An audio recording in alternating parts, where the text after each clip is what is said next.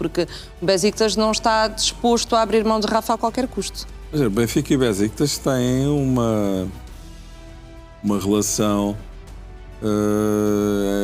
já com alguma consistência de aquisições de jogadores, empréstimos, cedências, etc. A última delas, Cockchu, não é? Eu acho esta história toda assim muito estranha e eu diria quase surreal deste ponto de vista. Já se falou, já se disse e redisse que Rafa é uma pessoa muito especial, muito peculiar. Eu não sei se isto é exatamente elogioso, não é? A avaliar por alguns comportamentos que ele tem tido.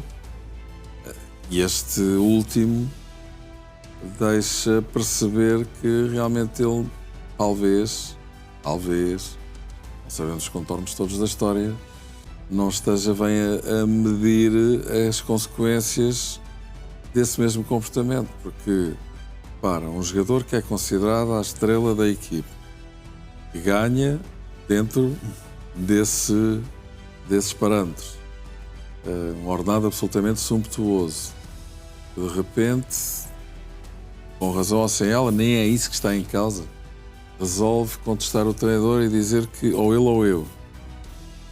Depois tem uma reunião com a administração do clube, na qual presumo eu a administração do clube deverá ter defendido o treinador, é aquilo que seguramente aconteceu, e durante essa reunião ele chegou mesmo a dizer que se for preciso que acabe a carreira. Entretanto já reformulou essa ideia. O Besiktas, enfim, não está propriamente na disposição de anuir às pretensões de Rafa, que é acabar o contrato e ir-se embora. Diz que se ele for embora, quer ser ressarcido em 15 milhões de euros. Pois Rafa não quer treinar, ou não pode treinar, e diz que lhe doem as costas. O clube, pelos vistos, duvida daquilo que Rafa... Até porque, supostamente, a ressonância não acusa nenhuma lesão nas costas, e não? mandou fazer esse exame. Depois entra aqui o Benfica, de onde ele saiu, a custo zero, depois de Rui Costa ter andado um ano atrás dele para renovar contrato, coisa que ele nunca quis fazer, apesar de ter estado no Benfica desde 2016, ser um dos jogadores mais bem pagos, ter uma ligação muito forte à equipa do Benfica. E o clube acabou por não deixar lá um tostão a quando da sua saída. Agora o Benfica ir buscá-lo e ainda estar na disposição de pagar por ele, eu acho que isto é uma coisa completamente nonsense e acho que ninguém iria perceber, a começar pelos adeptos e sócios do Benfica. Mas há outra questão, se existe porventura a tentação do Benfica ponderar a possibilidade de fazer um desconto em relação à venda de Cockchu, que será feita no final desta temporada, para ir agora buscar Rafa. E ainda o ordenado, que nunca terá nada a ver com aquele que ele ganha em Istambul, mas ainda assim será sempre elevadíssimo. Quer dizer, eu acho que isto não faz sentido nenhum, não tem nada a ver com a categoria dele. Claro que ele, neste Benfica, ainda por cima entraria de caras para jogar como segundo avançado ou extremo. Duvido que ele queira jogar como extremo. Lá está, duvido que ele queira jogar como extremo. Só esta frase já é estranha, não é? Quer dizer, o Ausnes só falta jogar a guarda-redes, mas lá está. Os jogadores têm ou não têm da personalidade de cada um também. E do estatuto, etc. Portanto, eu acho que há aqui uma série de situações que me parecem não ir conduzir para o regresso de Rafa ao Benfica. Repito, estamos a falar de um excelente jogador, mas que é muito caro e ainda por cima regressar a um clube, tendo o clube que pagar, mesmo que seja uma importância que não seja muito elevada, por alguém que tem 32 anos e por alguém que não quis deixar um único tostão na equipa do Benfica, onde jogou durante 8 anos, eu acho que isto é muito difícil de entender pelo universo benfiquista. Mas estou expectante para ver o que é que vai acontecer, sendo que... vai ser com certeza uma novela com muitos capítulos. Sim. Ainda. Aliás, faltam 40 dias para o fecho do mercado. Portanto, estou curioso para saber como é que Rafa e o Besiktas vão gerir todo este tempo até lá, mesmo que ele venha a sair. Paulo, esta questão que o Zé refere do jogador ter saído a custo zero e de agora eventualmente vir para o Benfica por um valor que ainda não sabemos e que os adeptos poderiam não encarar isso de feição, pode ser de facto aqui também um entrave, ou não te parece que haja esse problema para Rui Costa se tiver de trazer Rafa? Não, acho que é um entrave, é um problema, mas a informação que eu tenho também é que para já essa questão nem sequer está em cima da mesa. O Benfica não coloca a hipótese de pagar por uma transferência, isso nem pensar. muito menos fazer qualquer tipo de negócio envolvendo a transferência de outro jogador, porque o Benfica tem um bom relacionamento com o Besiktas, inclusivamente foi para lá também o Jetson, que depois foi para a Rússia, e o Benfica tinha 50%, também encaixou mais 10 milhões de euros com essa operação.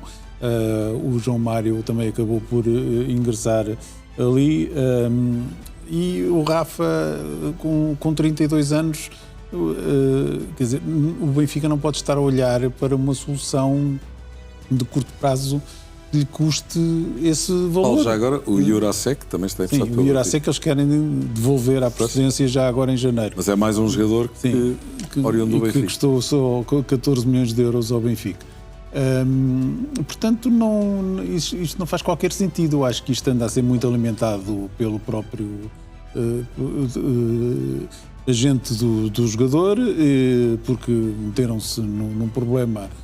Faltam 40 dias, inclusive, para abrir o mercado, e eu acho que o Besiktas está a fazer aquilo que compete para defender os seus interesses. Quer dizer, porque o jogador agora também não pode estar a receber um contrato absolutamente milionário e de repente lembra-se, agora não gosto do treinador, agora não quero jogar na posição X, sim, o clube não quero jogar na posição Y. Eu acho que, quer dizer, os jogadores, depois que eu vejo muitas vezes queixarem-se, há muitos jogos, há muita competição, estão muito cansados, mas para ganharem isto têm que também fazer os sacrifícios que são necessários em prol da entidade que lhes paga. E, portanto, eu acho que muito disto do Benfica tem sido aventado mais pelo entourage do jogador do que propriamente pelo Benfica, porque a informação que eu tenho é que esta questão dele ingressar no Benfica, pelo menos para já, está completamente posta de parte e nunca com o Benfica a pagar qualquer valor, inclusive porque o Besiktas exige 15 milhões de euros para ceder o jogador durante o mês de janeiro. 15 milhões de euros mais o vencimento que ele iria ganhar, uma vez que ele ganha o que ganha na Turquia e que quereria ganhar aqui perto do teto salarial que o Benfica paga, quer dizer, é uma coisa que iria para cima dos 20 milhões, o que não faz qualquer tipo pesado de sentido se quer imaginar uma operação desta. Continuando a olhar para o Benfica, mas para outra polémica, o Benfica vai manter-se em silêncio em relação à condenação de Andrés Schjelderup. O Clube da Luz optou por não comentar a sentença dada ao jogador norueguês de 21 anos. Além disso, nenhum responsável do Clube da Luz esteve na Dinamarca a acompanhar o caso. Apesar da sensibilidade do tema e do incómodo provocado, Rui Costa manifestou apoio a Schjelderup desde que se soube da polémica partilha de um vídeo de cariz sexual de menores. O Departamento Jurídico do Benfica está em contacto permanente com o advogado do internacional norueguês.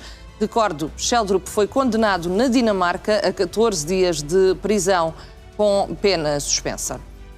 Paulo, e aqui parece-te de facto a postura mais sensata a adotar por parte do Benfica, não comentar a condenação de Schjelderup, acaba por também ser uma forma de o proteger? Sim, eu já disse isso ontem aqui e continuo a achar. Este é um assunto particular, foi grave por parte do jogador, apesar de ele na altura dos atos ter 19 anos, já era maior, tinha que ter noção da gravidade daquilo que estava a fazer.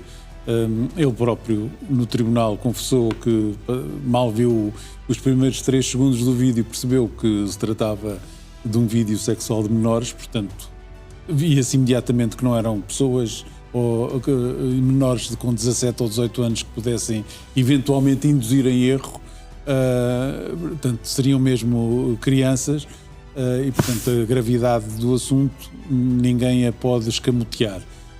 O segundo aspecto é realmente o Benfica ter acompanhado o processo e esperar, como esperou, e a meu ver bem, pela decisão do Tribunal. O Tribunal decidiu aquilo que decidiu, condenou, é uma pena suspensa, mas é uma condenação, é no fundo um ano sob vigilância apertada.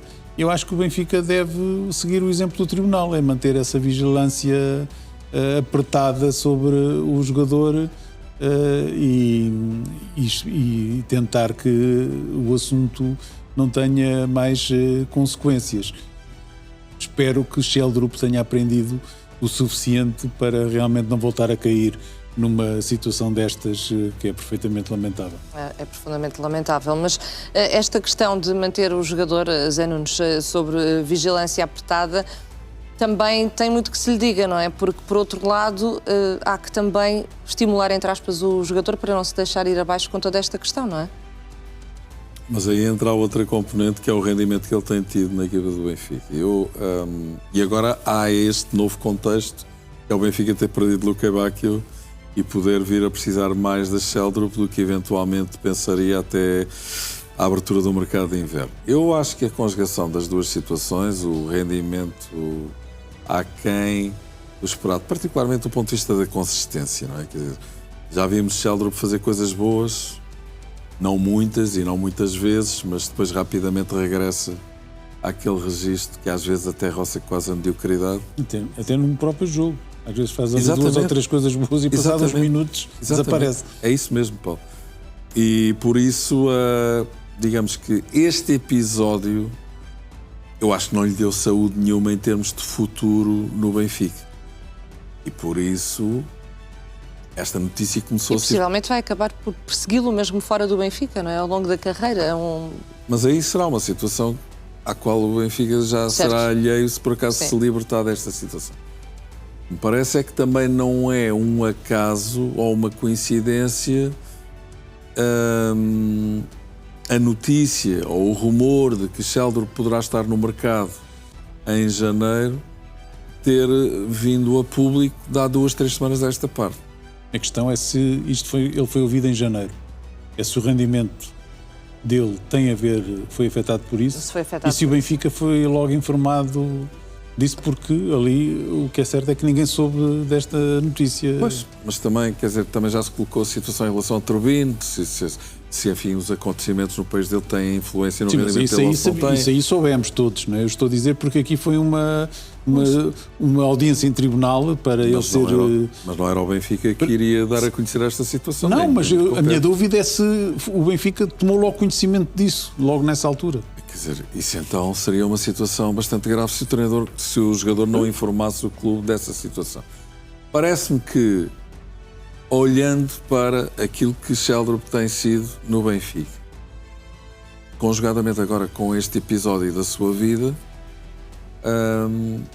insisto, não lhe deve dar muita saúde em termos de futuro no clube. Por isso acredito que se o Benfica tiver uma boa oportunidade de o colocar, mesmo estando privado de Luque Bacchio e precisando muito provavelmente de Sheldrup de forma mais intensa do que eventualmente poderia pensar ou de José Mourinho precisaria até à reabertura do mercado, é que Sheldrup poderá vir a ser colocado ou por empréstimo ou por cedência definitiva se o Benfica tiver uma proposta dentro dos parâmetros que preconiza. Já ouvi falar em 25 milhões de euros, parece-me um valor exagerado para aquilo que o jogador eventualmente valha no mercado, mas acredito que Sheldrup possa estar na calha, possa estar na porta de saída já em janeiro, sem prejuízo agora de vir a ser útil por necessidade a Mourinho durante os próximos 2 meses.